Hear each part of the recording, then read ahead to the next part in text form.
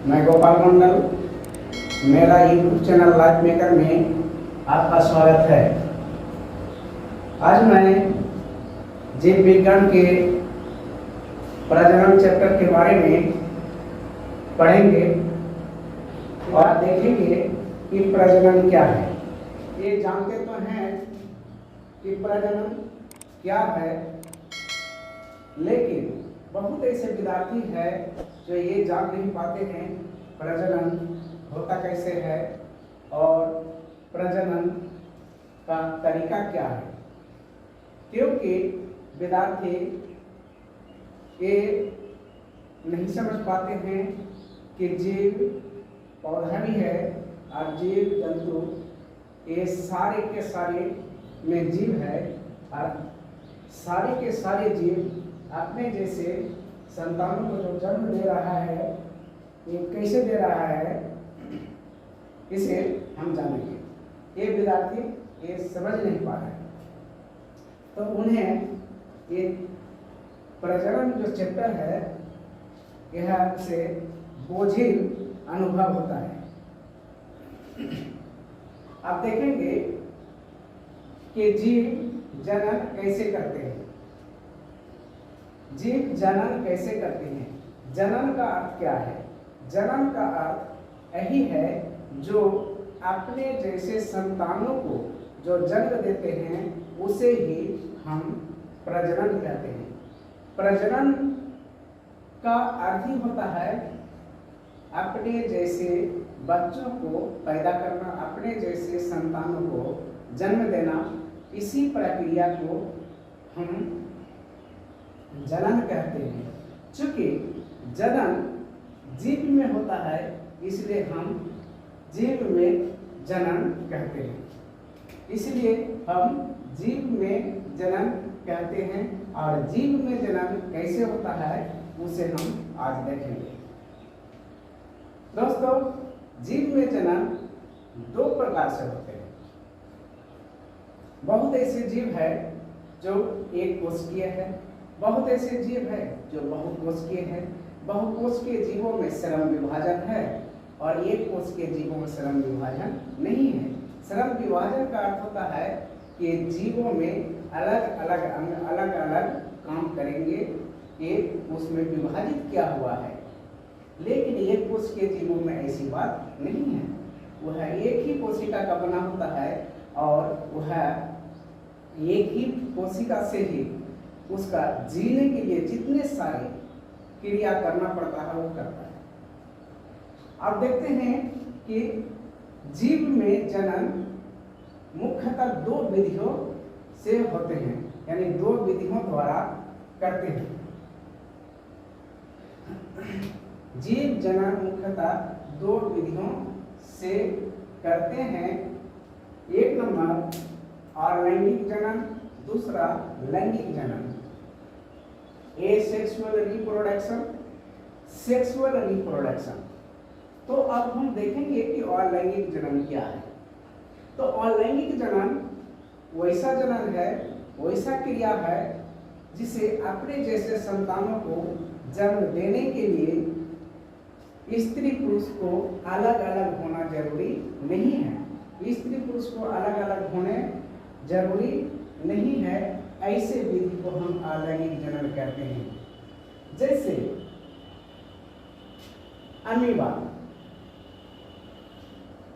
Hydra, लेशमानिया, bryophyllum, Plasmodium, इसमें स्त्री कौन है पुरुष कौन है ये पता नहीं चलता है, कौन स्त्री है और कौन पुरुष है। इसमें स्त्री पुरुष की स्पेशल कोई सिस्टम नहीं है, कोई व्यवस्था नहीं है अपने जैसे संतानों को जन्म देने के लिए। फिर भी अपने जैसे संतानों को जन्म होता है, ऐसे विधि को हम अलैंगिक जनन कहते हैं। अलैंगिक जनन भी दो प्रकार से होते हैं, द्विविखंडन और बहुविखंडन। द्विविखंडन का अर्थ होता है कि कोई भी जीव अपने जैसे संतानों को जन्म देने का जब समय आता है, मैच्योर हो जाते हैं, जो अपने जैसे संतानों को जन्म देने का योग्य हो जाते हैं, वैसे समय में द्विखंडन विधि द्वारा अपने जैसे संतानों का जन्म देते हैं। जैसे यहाँ अमीबा को मैंने दिखाया है। अमीबा एक ऐसा एक कोशिकीय जीव है जो किस प्रकार से यहाँ प्रजनन किया है। पहला ये अमीबा का स्थिति है, आप देख रहे हैं। ये स्थिति से ये धीरे धीरे परिवर्तन हुआ है, थोड़ा लंबा हुआ है, अंदर तरफ धंसने लगा है, और फिर क्या हुआ है कि इस स्थिति में पूरा अंदर तरफ धंस के ये जो कूटपाथ है, दोनों कूटपाथ आपस में मिलता हुआ नजर आ रहा है, और केंद्रक जो था वह केंद्रक दो भाग में बढ़ता हुआ नजर आ रहा है, और अंत में इस अवस्था में होता है क्या कि दोनों कूटपाथ आपस में मिल जाता है और केंद्रक का विभाजन हो जाता है, और यहाँ दो पुत्री अमीबा का निर्माण हो जाता है। अर्थात यहाँ एक अमीबा धीरे धीरे परिवर्तन होते होते एक पहला अवस्था, दूसरा अवस्था, तीसरा अवस्था में जाकर दो अमीबा का निर्माण कर लेता है। इसलिए ऐसा विधि को, ऐसा सिस्टम को, ऐसा तरीका को हम द्विखंडन विधि कहते हैं, क्योंकि इसमें दो ही अमीबा का निर्माण हुआ, दो से अधिक अमीबा का निर्माण नहीं हुआ है। इसलिए हम द्विखंडन, द्वि का मतलब दो, खंडन का मतलब टुकड़ा, यानी दो टुकड़ों में बढ़ जाता है और दो नए अमीबा का निर्माण हो जाता है। तो ऐसे विधि को हम द्विखंडन विधि कहते हैं। अब दूसरा देखते हैं लेशमानिया। लेशमानिया भी एक ऐसा छोटी जीव है, ये भी द्विखंडन विधि द्वारा अपना जन्म देता है। जैसे लेशमानिया का पहला अवस्था है, इसमें परिवर्तन होते हुए देखते हो, और ये परिवर्तन होते हुए दूसरी अवस्था देखते हो कि यहाँ एक प्रवर्धन था, यहाँ दूसरा प्रवर्धन शुरू हुआ है, और फिर तीसरा अवस्था में क्या होता है कि लेशमानिया का निचले वाला जो भाग था ये बढ़ता हुआ नजर आ रहा है, दो भागों में विभाजित होते हुए नजर आ रहा है, और केंद्रक भी दो केंद्रक, यहाँ केंद्रक का विभाजन हो गया, यानी दो केंद्रक का निर्माण हो गया है, और अंतिम अवस्था में आके दो लेशमानिया अलग अलग यहाँ निर्माण हो गया है।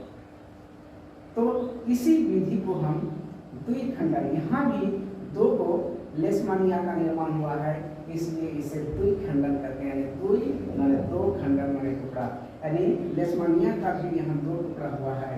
तीसरा में हम देखते हैं कि हाइड्रा। हाइड्रा भी एक ऐसा जीव है जो मीठा पानी में रहता है, और इसमें भी देखिए कैसा परिवर्तन हुआ है। हाइड्रा का ये पहला अवस्था है। दूसरा अवस्था में देखिए यहाँ से एक प्रवर्धन निकला हुआ नजर आ रहा है, और यहाँ प्रवर्धन क्या होता है, ये अंतिम अवस्था में ये परिवर्तन यहाँ से टूट जाता है, और यहाँ से नया एक हाइड्रा का निर्माण हो जाता है। तो इसमें भी एक हाइड्रा से दो हाइड्रा यहाँ बना, इसलिए ऐसे विधि को हम द्विखंडन विधि कहते हैं। चौथा अवस्था में हम देखते हैं कि यहाँ प्लेनेरिया है। प्लेनेरिया भी एक जीव है। आप ये देखिए कैसा यहाँ इसका जन्म हुआ है, और इसमें गजब तरीका है। आप देखिए कैसा है, ये है प्लेनेरिया, यानी प्लेनेरिया को आप जितने टुकड़ा कर देंगे उतना ही प्लेनेरिया बन जाएगा। जितना टुकड़ा कर दीजिएगा उतना ही नया प्लेनेरिया बन जाएगा।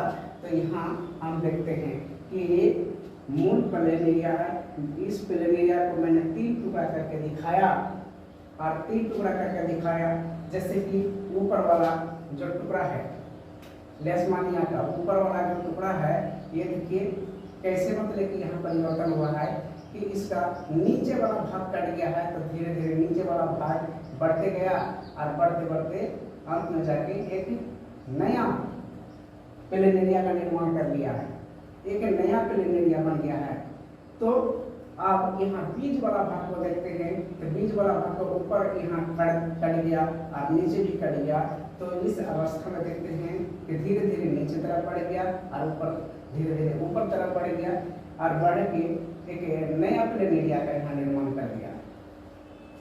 तीसरा अवस्था में देखते हैं कि नीचे वाला भाग का ऊपर भाग कट गया है, तो धीरे धीरे ऊपर तरफ बढ़ते गया, बढ़ के यहाँ नया प्लेन एरिया का निर्माण कर दिया है। तो ये बड़ा गजब तरीका का ये विभाजन है कि इसको जितना टुकड़ा कर दिया जाए उतना ही बन जाता है। तो इसे हम द्विखंडन कहते हैं। अब देखते हैं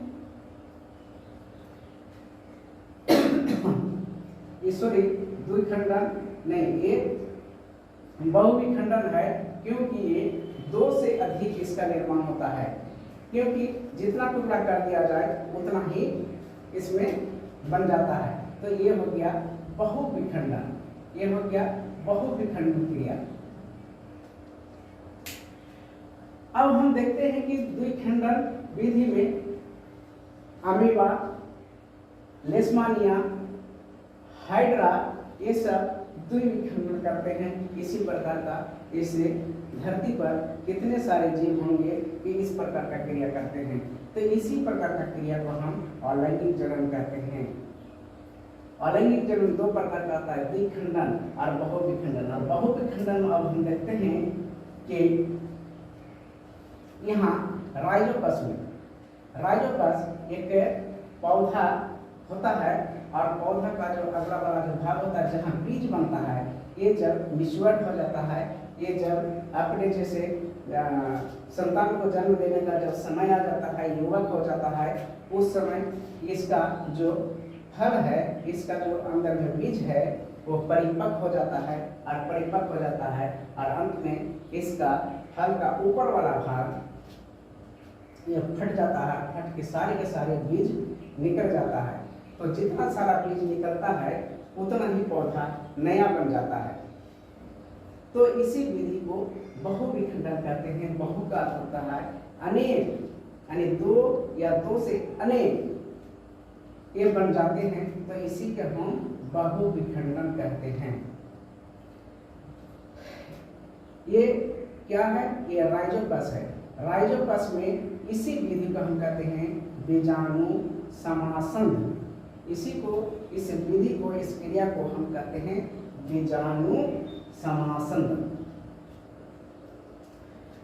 अब दूसरा देखते हैं बहुविखंडन में, यहाँ ब्रायोफिलम में कायिक प्रवर्धन। अब कायिक प्रवर्धन क्या है? ये ब्रायोफिलम का पत्ता है। ब्रायोफिलम का पत्ता का जितना धार वाला, जितना मतलब कि खांच वाला जो भाग होता है काटा हुआ, वो जो पत्ता का जो बाहरी किनारा होता है, वो बाहरी किनारा में जितने मतलब कि ये खांच है उतने ही यहाँ नया पौधा का निर्माण हो जाता है, क्योंकि ये पत्ता से ही पौधा हो जाता है। इसलिए एक पत्ता से अनेकों नया पौधा का निर्माण हो गया, इसलिए इसे हम बहुविखंडन कहते हैं। और इसमें भी कोई स्त्री और पुरुष का जरूरत नहीं पड़ा, और इसी प्रकार का ये नया पौधा बन गया। इसलिए ऐसे जन्म को, ऐसे मतलब की क्रिया को हम अलैंगिक जनन कहते हैं। तीसरा प्लाज्मोडियम में बहुविखंडन। प्लाज्मोडियम है जो मादा एनोफिलिस मच्छर के द्वारा से जो मलेरिया का बीमारी फैलाया जाता है, उसी जीवाणु का यहाँ हम एक चित्र के द्वारा से बताते हैं कि प्लाज्मोडियम क्या है। तो प्लाज्मोडियम जो मलेरिया जो फैलाते हैं मादा एनोफिलिस मच्छर, उसका लाल पर ये रहता है और यह खून चूसते समय उसकी खून में ये टपका देते हैं और वह स्वस्थ मनुष्य के शरीर में या धीरे धीरे अपना वंश को बढ़ाते जाता है, अपना संख्या को बढ़ाते जाता है और यह इतने संख्या हो जाता है कि उसको स्वस्थ आदमी का तबीयत बिगाड़ देता है और उसे मलेरिया नामक बीमारी हो जाता है, जिसमें बहुत ठंड लगता है और बहुत उसमें कमजोरी कर देता है। ऐसे बीमारी को हम मलेरिया कहते हैं, जो प्लाज्मोडियम की सहायता से होता है। तो आप प्लाज्मोडियम में प्रजनन कैसे होता है अब हम देखेंगे। तो यहाँ एक प्लाज्मोडियम का एक हिस्सा को मैंने दिखाया, यहाँ देख रहे हैं। और ये जो हिस्सा है, जब ये जब अपने जैसे जब संतान का जन्म देने का जब समय आता है, जब ये क्या होते हैं, तो इसके अंदर में ढेर सारा छोटे छोटे बीज के आकार के जो आप जो देख रहे हैं, ये क्या होता है, ये फट जाता है और फटने से वह सारे के सारे खून में मिल जाता है और यह एक से अधिक फिर नए प्लाज्मोडियम का निर्माण कर लेता है। तो ऐसे विधि को हम बहु विखंडन कहते हैं। और इसमें भी हम देखते हैं कि किसी प्रकार का अलग से स्त्री और पुरुष का जरूरत नहीं पड़ा था, इसलिए इसे हम ऑनलाइन जनन कहते हैं। तो दोस्तों हम देख रहे हैं कि हाइड्रा में भी अलग से स्त्री पुरुष का जरूरत नहीं पड़ा था, फिर भी नया अमीबा बन गया। और लेशमानिया में भी स्त्री पुरुष का जरूरत नहीं पड़ा था, फिर भी नया लेशमानिया बन गया। हाइड्रा में भी कोई स्त्री पुरुष का जरूरत नहीं पड़ा था, फिर भी वो नया हाइड्रा बना दिया। और यहाँ प्लेनेरिया में भी देखते हैं कि ये प्लेनेरिया से 3 प्लेनेरिया बन गया, इसमें भी स्त्री पुरुष का जरूरत नहीं पड़ा था। तो इसलिए ऐसे बिना स्त्री पुरुष के सहायता से ही यदि वो अपना संतानों को जन्म दे सकता है, तो ऐसे क्रिया को, ऐसे क्षमता को हम अलैंगिक जनन कहते हैं। अलैंगिक जनन 2 प्रकार से हम बांट दिए हैं, द्विखंडन और बहुविखंडन। कुछ ऐसी प्रक्रिया है जिसके माध्यम से अपने जैसे संतानों का जन्म दो ही दे सकता है, यानी 2 अपने जैसे संतानों को जन्म दे सकता है। तो इसी प्रकार के जनन को हम द्विखंडन कहते हैं। और 2 या 2 से अधिक अपने जैसे संतानों को जब जन्म देते हैं, अपने जैसे जीवों को जब जन्म देते हैं, तो ऐसे विधि को हम बहुविखंडन कहते हैं। द्विविखंडन बहुविखंडन दोनों अलैंगिक जनन क्रिया है। तो यहाँ हम देख रहे हैं कि राइजोपस में भी यहाँ बीजाणु समासंध क्रिया हुआ है। और यहाँ ब्रायोफिलम की पत्ती में जो कायिक प्रवर्धन हुआ है, प्लाज्मोडियम में भी बहुविभाजन हुआ है। ये सारे प्रजनन की क्रिया में भी स्त्री पुरुष का जरूरत नहीं पड़ा था, इसलिए ये सारे के सारी क्रिया को हम अलैंगिक जनन कहते हैं। अब हम देखते हैं कि लैंगिक जनन क्या है। तो लैंगिक जनन वह क्रिया है जिसमें अपने जैसे संतानों को जन्म देने के लिए वह स्त्री पुरुष का होना जरूरी है। स्त्री पुरुष का शुक्राणु और अंडाणु का मिलना जरूरी है। यदि शुक्राणु अंडाणु यदि नहीं मिलते हैं तो अपने जैसे संतानों को जन्म नहीं दे सकते हैं। तो ऐसी व्यवस्था को हम लैंगिक जनन कहते हैं, जो मनुष्य, गाय, घोड़ा, बकरी, पुष्पी पौधा ऐसे जीवों में लैंगिक जनन होता है। जैसे कि मैंने अभी यहाँ दिखाया हूँ एक पुष्पी पौधा का लैंगिक जनन कैसे होता है। अब देख रहे हैं ये चित्र को देख रहे हैं। ये जो लाल रंग का है, इसको हम दल कहते हैं, यानी पंखुड़ी कहते हैं। यानी कोई भी फूल का जो रंगीला वाला जो भाग होता है, ऊपर वाला जो भाग होता है, उसको हम दल कहते हैं। और नीचे में उसका डंठल तरफ नीचे में जो हरा रंग का जो अंग होते हैं, इसको बाह्य दल कहते हैं। क्योंकि ये पुष्प का बाहरी वाला भाग है, इसलिए इसको बाह्य दल कहते हैं। बाह्य दल के ठीक ऊपर में अंडाशय होता है, जिसमें अंडाणु रहता है। क्योंकि अंडाणु और शुक्राणु नहीं रहे तो फिर कोई फल नहीं बन सकता है, कोई अनाज नहीं हो सकता है। इसलिए अंडाणु का होना जरूरी है। तो अंडाणु कहाँ रहता है? अंडाणु रहता है अंडाशय में। अब देखते हैं कि ऐसे लंबे आकार के माने एक अंग होता है फूल में, जिसे हम पुंकेसर कहते हैं। पुंकेसर का अर्थ होता है एक पूंछ वाला भाग हो गया फूल का। यानी फूल में एक ही फूल में 2 हिस्सा होता है, एक होता है स्त्री वाला भाग और एक होता है पुरुष वाला भाग। स्त्री वाला भाग को कहते हैं स्त्री केसर और पुरुष वाला भाग को कहते हैं पुंग केसर। अब देखते हैं कि पुंग केसर में जो ऊपर फूल से जो निकला हुआ लंबे लंबे एक प्रवर्धन होता है, एक अंग होता है, उसमें छूने से एक आटा के जैसे वहाँ एक रचना पाई जाती है। आटा के जैसे जो रचना है उसे हम परागकण कहते हैं, और परागकण जहाँ रहता है उसको हम परागकोश कहते हैं। और परागकोश जिसमें लगा हुआ ये डंठल है, इस डंठल को हम तंतु कहते हैं। अब देखे होंगे कि कोई फूल जैसे आप तोड़ते हैं तो उस फूल में जो ऊपर वाला भाग होता है, तो ऊपर वाला भाग ऐसे निकला हुआ भाग को जब छू के देखते हैं तो उसमें आपका हाथ में जो लग जाता है वो आटा का जैसे वो चीज को हम परागकण कहते हैं। और ऊपर वाला भाग को यानी कि ऊपर वाला भाग को हम परागकोश कहते हैं, और परागकोश में ही परागकण रहता है, और परागकोश जिससे लगा हुआ रहता है उसको तंतु कहते हैं। तो ये तंतु परागकोश मिलाकर और परागकण मिलाकर हम एक भाषा में हम पुंकेसर कहते हैं।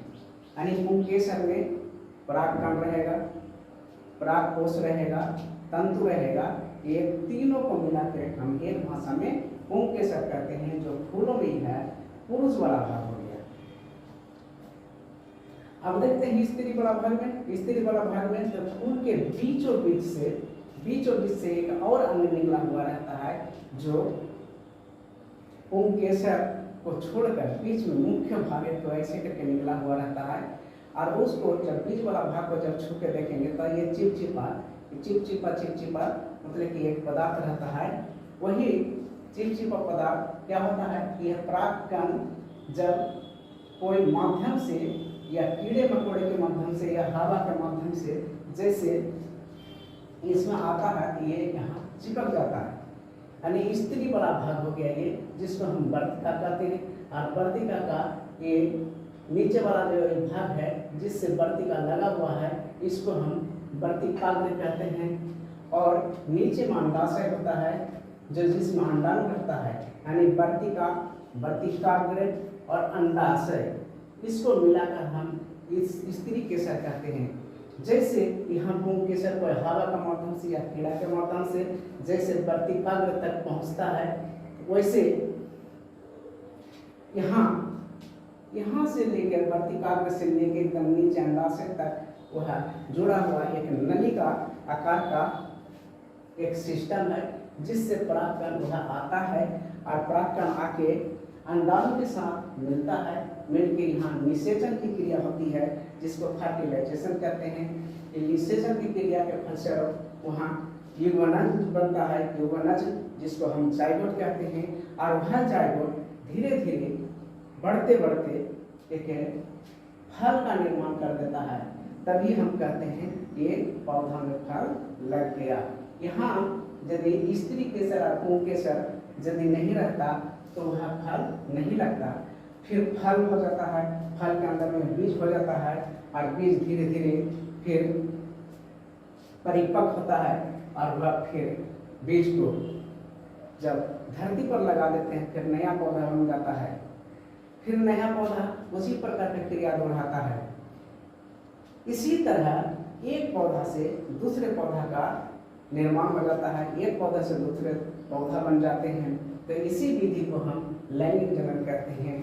ठीक इसी तरह मनुष्य में भी अपने जैसे संतान को जन्म देने के लिए स्त्री पुरुष जब परिपक्व होते हैं तब वह आपस में मिलन करते हैं। मिलन करने के फलस्वरूप वह अपने जैसे संतानों को जन्म देते हैं। तो दोस्तों, आशा है कि आप लोग को ये समझ में आ गया होगा कि जनन क्या है और जनन कैसे होता है, जनन कितने प्रकार का होता है, और द्विखंडन जनन क्या है, बहुविखंडन जनन क्या है, अलैंगिक जनन क्या है और लैंगिक जनन क्या है। आप लोग को भली भांति एकदम अच्छा से समझ में आ गया होगा। तो फिर मैं अगला क्लास में आऊँगा, अगला विषय लेके एक नया विषय लेके आऊँगा। अभी तक के लिए नमस्कार।